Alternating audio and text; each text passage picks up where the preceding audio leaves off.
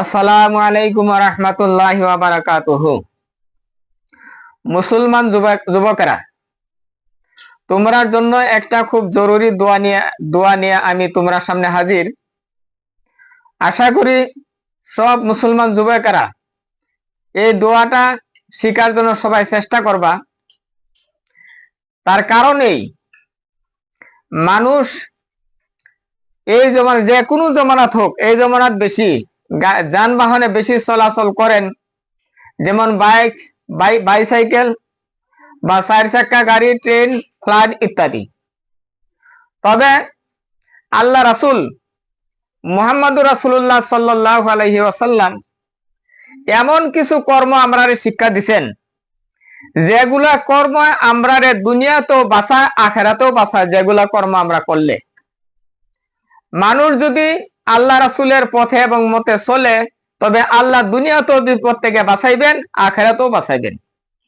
তবে এখানে আল্লাহ রাসূল বলছেন, মানুষ যখন যানবাহনে উঠে, ট্রেনও হোক, বাসও হোক, 4 চাকা, 3 চাকা, 2 চাকা গাড়ি হোক, বা নাও ফেরি হোক, এইগুলা ওঠার কিছু তরিকা আছে, কিছু দোয়া আছে। এই দোয়াগুলা যদি পড়িয়া আল্লাহ রাসূলের বলা নীতি নিয়ম মতে যদি উঠে, আল্লাহ রাসূল এই ফ্লাইট, এই ট্রেন, এই জাহাজ, এই সুপার, এই বাইক, এই ট্যাক্সি ইত্যাদি দুর্ঘটনা হইতে হেফাজত করিয়া আল্লাহ তাআলা সেই যাত্রীকে তার গন্তব্যস্থানে হেফাজত করে পৌঁছায় দিবেন। যেমন আল্লাহ রাসূল বলছেন, কুরআন শরীফের আয়াত, বিসমিল্লাহি মাজরিহা ওয়া মুরসাহা ইন্না রাব্বি লাগাফুরুর রহিম।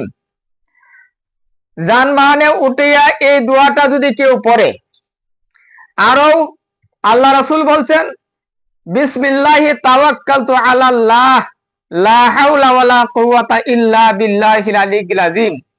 এই দোয়াটা যদি কেউ পড়ে, এরপরে সুবহানাল্লাহ 3 বার, আলহামদুলিল্লাহ 3 বার, আল্লাহু আকবার 3 বার, এই 3টা তাসবিহ 3 করে 9 বার যদি কেউ পড়ে, আর যানবাহনে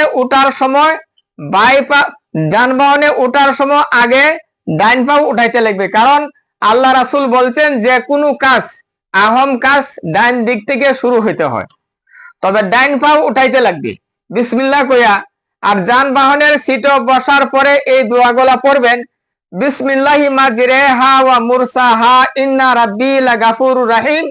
তারপরে বিসমিল্লাহি তাওয়াক্কালতু আলাল্লাহ, এরপরে সুবহানাল্লাহ 3 বার, আলহামদুলিল্লাহ 3 বার, আল্লাহু আকবার 3 বার। আল্লাহ রাসূল বলছেন, এই যাত্রী যে যানবাহনে থাকবে, আল্লাহ তাআলা এই যানবাহনকে হর কিসিমের মুসিবত থেকে হেফাজত করবেন। অ্যাক্সিডেন্ট হইতো না, নষ্টও হইতো না,